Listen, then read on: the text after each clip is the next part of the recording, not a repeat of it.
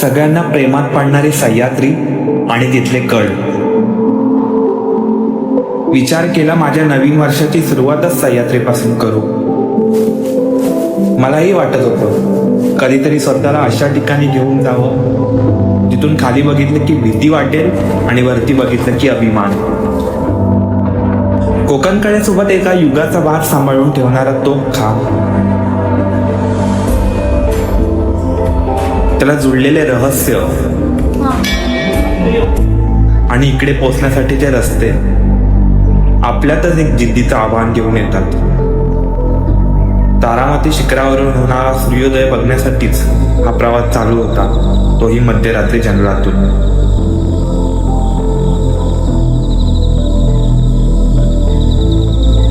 आणि येऊन थांबतो तो एका गडावर, भटक्यांची पंढरी.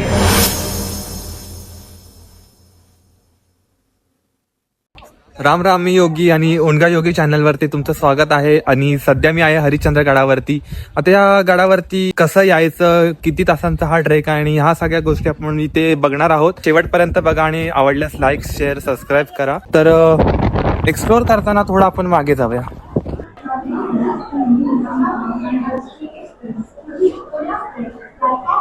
मागे तर आता मी आहे दादर स्टेशनला आणि 60 रुपयाचं मी रिटर्नचं तिकीट काढले कसारासाठीचं. कसारा, कल्याण असे 2 स्टेशन लोकलने आपण जाऊ शकतात हरिश्चंद्रगडकडे. आणि पुणे आणि कुरेश्वर गाव हे त्यांच्या नियरबाय आहे. तर कसारा स्टेशन मधून तुम्ही एसटी किंवा प्रायव्हेट गाडी करून पुढे जाऊ शकता. 9:15ची ट्रेन पकडली. खूप गर्दी होती, पण आता जरा खाली झाले आणि हे दोघं जण ओळखीचे झालेत. ते चाललेत ट्रेकसाठी, पण कळसुबाईसाठी. पुण्यावरून आलेत भाऊ. कसारा स्टेशनवरून प्लॅटफॉर्म नंबर 4च्या बाहेरच शेअर कॅब मिळून जाते. आता त्याच्यासाठीच मी चाललोय, बघूया मिळते का. तिकडे जाण्यासाठी private cab, bike, sharing cab आणि गव्हर्नमेंट बसेस अवेलेबल असतात. माझ्यासाठी या प्रवासातला जर मेन टास्क काय असेल ना, तर हा टॅक्सी शोधणं. आई शपथ, पण सोल्युशन पण एक आहे माझ्याकडे. काय? हे कॉफी प्यायलो आणि मी इथे थोडेफार ओळखीचे मित्र पण झाले, तर ओळख खूप चांगली झालेली.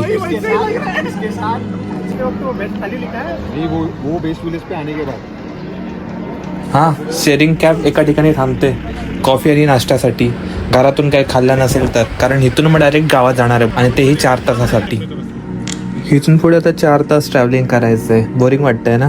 थांबा अजून थोडा वेळ. कारकिट या असल्या गाडीमध्ये असली गाणी एक वेगळाच वाईब असतो. आणि आता 3 वाजता आम्ही पोहोचलोय पाचनई गावामध्ये. गडाचा बेस मेन इथूनच आहे, पाचनई गावातून. सध्या 3 वाजलेत आणि चालू केल्या या एका कुत्र्यासोबत जो वाट दाखवतोय आम्हाला समोर.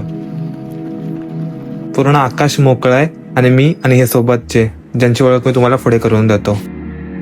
गडावर जाण्याचे 3 मुख्य मार्ग आहेत: खिरेश्वर मार्ग, पाचनई मार्ग आणि नळीची वाट. खिरेश्वर मार्ग हा सर्वात फेमस मार्ग आहे. यात टोळखांब चढणे हे मोठे आव्हान आहे. पाचनई मार्ग सगळ्यात सोपा मार्ग. जर कोणाला ट्रेकिंग सोप्या पद्धतीने करायचं असेल तर हा मार्ग उत्तम आहे आणि मीही याच मार्गाने चाललेलो. आणि शेवटची वाट नळीची. 60 ते 80 अंशाचा चढ असल्यामुळे अनुभवी ट्रेकर्सच या वाटेचा उपयोग करतात. हा तुम्हाला अनुभव असेल तर नक्कीच तुम्ही हा मार्ग वापरू शकता. पूर्ण घनदाट जंगल आहे, मागे बघायला पण भीती वाटते. 2 तासानंतर आम्ही आता इकडे पोहोचलोय शिखरावरती. या कसलं वाटतंय ना. आणि अजून सनराईज व्हायचं बाकी आहे. आम्ही आमची जागा घेऊन ठेवले आहेत आणि हेच ते ओळख झालेले आहे, तन्मय आणि ऋषिकेश. इथे पूर्ण आकाशाचा कलर आता चेंज होतोय. हळूहळू ऑरेंज होता मगाशी, आता पूर्ण पिवळा झालाय. अजून सूर्य उगवायचा बाकी आहे आणि इथून पूर्ण 360 डिग्री दिसतंय. हवा पण तेवढीच चालू आहे ह्याच्यावरती. नीट उभं राहायलाही जमत नाही. गर्दी पण वाढली आहे माणसांची. बघे इथून वरती काय आहे. वरती अजून एक शिखर आहे, तिकडे जाऊन बघतो पुढे कसं दिसतंय ते.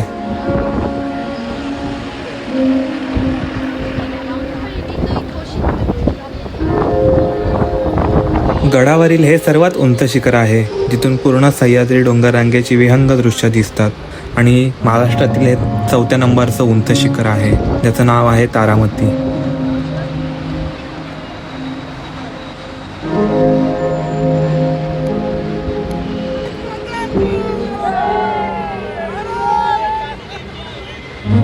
या शिखराला सत्यवचनी राजा हरिश्चंद्र यांची पत्नी राणी तारामती यांचे नाव देण्यात आले आहे.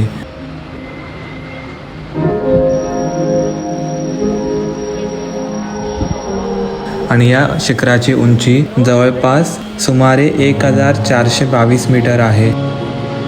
यावर तारामती, हरिश्चंद्र आणि रोहदास अशी 3 महत्त्वाची शिखरे आहेत. त्यातल्याच तारामती शिखरावर मी आता उभा आहे. प्रमाणाच्या बाहेर हवा लागते इकडे वरती.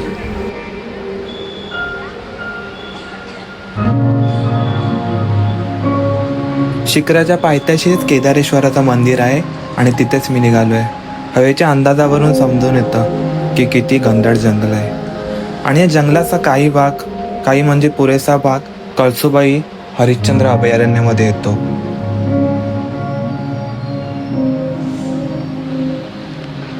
इकडे हवेचा आवाजच असा वाटतोय की पूर्ण धबधबा कुठेतरी आहे जवळपास, पण तसं नसतं.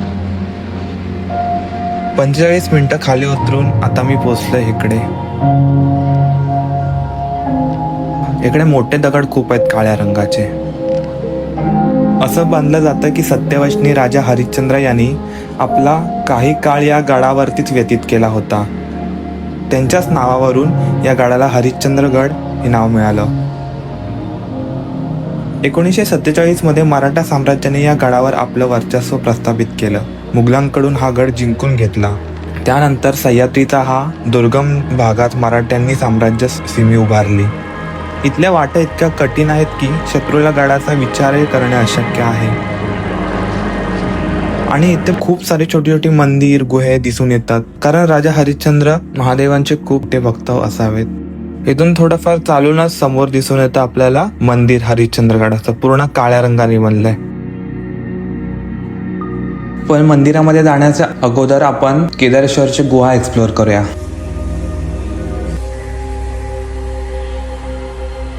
केदारेश्वर गुहा. या गुहेत 5 फूट उंच शिवलिंग आहे आणि शिवलिंगाच्या बाजूला जे पाणी आहे ना, ते 12ही महिने अतिशय थंड असते. विशेष म्हणजे उन्हाळ्यात जेव्हा बाजूचे पाण्याचे साठे सुकतात तेव्हाही या गुहेतील पाण्याची पातळी कायम असते. हे पाणी इतके थंड आहे की त्यात 5 मिनिटापेक्षा जास्त वेळ उभे राहणे कठीण आहे. या शिवलिंगाभोवती 4 खांबे होते. असं मानलं जातं ते 4 खांब त्रेता, द्वापर, सत आणि कलियुगाला दर्शवतात. आज फक्त एकच खांबा उभा असून तो कलियुगाचा आधार मानला जातो. असं म्हटलं जातं की ज्या दिवशी हा शेवटचा खांब कोसळेल त्या दिवशी जगाचा अंत होईल. आणि याच्याच बाजूला आहे 5 मिनिटावरती श्री हरिश्चंद्रेश्वराचं मंदिर.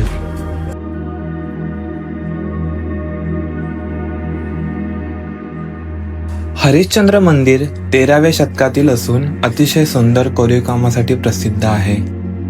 हरिश्चंद्र गडावरील हे मंदिर हेमाडपंथी शैलीत उत्कृष्ट उदाहरणांपैकी एक आहे, जे त्याच्या कोरीवकामासाठी आणि प्राचीन रचनेसाठी ओळखले जाते. 14व्या शतकात चांगदेव ऋषींनी या ठिकाणी तपश्चर्या केली होती, ज्यामुळे या जागेला विशेष महत्त्व प्राप्त झाले. हे भगवान शंकराला समर्पित एक पवित्र स्थान आहे. या किल्ल्याशी अनेक पौराणिक कथा जोडलेल्या आहेत, ज्यात हरिश्चंद्र राजाची सत्यनिष्ठा आणि विश्वामित्र ऋषींची कथा समावेश आहे. आणि आजूबाजूला खूप गुहा आहेत, ज्यामध्ये छोटे छोटे मंदिर आहेत. पालखी ही ठेवली आहे इथे जुन्या पद्धतीची. हे मंदिर कातळात कोरलेले असून यावर उत्तर भारतीय स्थापत्य शैलीचा प्रभाव दिसून येतो. मंदिराच्या समोर एक भव्य नंदी आहे आणि मंदिराबाहेर एक पुष्पकर्णी. मंदिराच्या प्रांगणातून वाहणारा ओढा हा मंगल गंगेचा उगम मानला जातो, जो पुढे पाचनई गावातून वाहतो.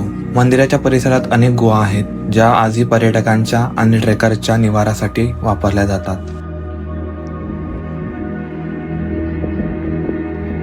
आता इथूनच समोर पुढे सरळ चालत गेल्यावरती कोकणकडा येणार आहे. मंदिराच्या इथून उजव्या साईडला आणि डाव्या साईडला होते तारामती शिखर. जवळ 15 मिनिटं आता वॉकिंग आहे इथूनच कोकणकड्यासाठी. आणि हे मित्र पण सोबत आहेत माझ्या. तुम्ही जर इकडे विजिट करणार असाल तर पावसाळा आणि हिवाळा हे बेस्ट सीझन आहेत. मंदिराच्या मागच्या साईडला असे खूप शॉप्स दिसून येतात नाश्ता वगैरेसाठी, पण हे खूप कॉस्टली आहेत. का नाही असणार, कारण त्यांची मेहनत पण तेवढी होती. एवढ्या वरती सगळं घेऊन यायचं म्हणजे सोपी गोष्ट नाही. असं जंगलातून मोठे मोठे दगड बघतच आम्ही आता इकडे चाललोय पुढे कोकणकड्यासाठी. मगाशी एवढं काय वाटत नव्हतं, पण आता ऊन आणि चढाव असल्यामुळे खूप डिफिकल्टी येत आहेत चढायला. हे असे ॲरो दिसून येतात पुढे जाण्यासाठी. 3000 फूट खोल असलेला कोकण कडा अर्धगोलाकार असून या गडाचा सर्वात आकर्षक भाग आहे. इथून सूर्यास्त पाहणे हा आयुष्यातील सर्वात मोठा अनुभव आहे. तुम्ही केव्हा इंद्रवज्र ऐकलं आहे का? ते कसं असतं? इंद्रवज्र हे आपल्या जर मागे धुके असेल आणि समोरून सूर्यप्रकाश पडेल, सावली त्या धुक्यावरती पडेल तर आजूबाजूला पूर्ण गोल इंद्रधनुष्यासारखं चक्र तयार होतं. त्यालाच इंद्रवज्र म्हणतात. ते तुम्हाला पावसाळ्यामध्ये किंवा जास्त धुका असेल तेव्हा अनुभवायला मिळेल. आता टाइम झालाय खाली उतरायचा आणि वाटेलाच हे गणेश गुहा लागते, ती बघून जाऊया. पूर्ण ह्या गुहेमध्ये आतमध्ये पाणी पण आहे आणि या गुहेचं नाव आहे गणेश गुहा. हे मंदिरापासून खूप जवळ आहे. असे मोठे पर्वत आहेत आणि इथे तुम्ही कॅम्पिंगही करू शकतात. खूप जण काल रात्री येऊन थांबलेले इकडे कॅम्पिंगसाठी. उतरताना आता सगळे त्याच वेळेमध्ये उतरत आहेत आणि हे वेगळंच वाटा आता दिसू लागल्यात. मग अशी एवढं काही दिसत नव्हतं पण आता एकदम स्पष्ट दिसतात. कातळातून ह्या वाटा आहेत, थोड्या खडबडीत आहेत. हे फुलं अशी पावसाळ्यातून खूप मस्त दिसत असणार, आता उन्हाळ्यात पूर्ण सुकलेत. आता आपल्याला खाली उतरून सरळ पोचायचं आहे पाचनई गावामध्ये. इथेच आपण सकाळी उतरून ट्रेक चालू केलेला आणि आता परत इथे चालू आहे. आता इथून पुढे कसारासाठी मग जाऊया. आता मी उतरलोय खाली आणि मला एवढं समजलंय की हरिश्चंद्र हा केवळ दगडधोंड्यांचा डोंगर नाही तर तो आपल्या पूर्वजांच्या जिद्दीचा जिवंत स्मारक आहे. केदारेश्वराचं त्या स्तंभाचे रहस्य आणि कोकण कड्याची ते अभेद भिंत ही सरळ आपल्याला आपल्या मुलांशी जोडतं. हा ब्लॉग तुम्हाला कसा वाटला हे नक्की कमेंट्स बॉक्समध्ये सांगा. आवडल्यास लाईक करा आणि सबस्क्राईब करा. आठवणी साठवू, आपण गडावर कचरा करू नका. आपल्याला गड किल्ल्यांचे पावित्र्य राखणं हीच आपली खरी ओळख आहे. धन्यवाद.